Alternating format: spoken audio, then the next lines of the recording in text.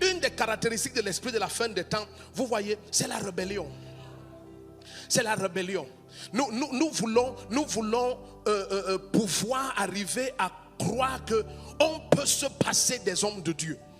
La réalité, c'est que quoi que ce soit que Dieu veuille faire dans ta vie, il le fait à la mesure à laquelle il te connecte à la bonne personne. Autour de Jésus-Christ. Vous savez, si le Seigneur vient et il te dit charge-toi de ta croix et suis-moi, n'est pas la naïveté de croire que tu vas porter ta croix de façon aisée sans qu'il y ait un Simon de Cyrène. Tu risques de voir ta croix te tuer parce que tu méprises le ministère d'un Simon de Cyrène. Et Simon de Cyrène est celui qui est forcé à aider ce roi des rois qui est notre Dieu et notre vie à porter sa croix. Ne pense pas que s'il y a une prophétie qui déclare que bien que tu sois né dans la grange, ta tombe sera avec les riches. Ne pense pas que tu dois pouvoir mépriser le ministère d'un Joseph d'Arimathée.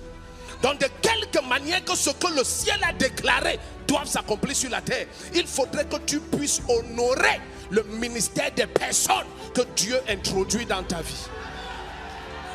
Et une des grandes souffrances que cette génération a, c'est qu'elle méprise énormément ce que Dieu est en train de faire.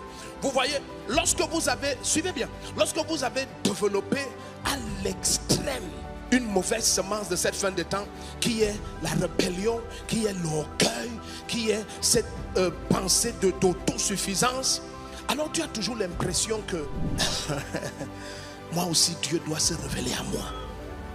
Mais Dieu va te poser la question de savoir pourquoi est-ce que je dois encore me révéler à toi?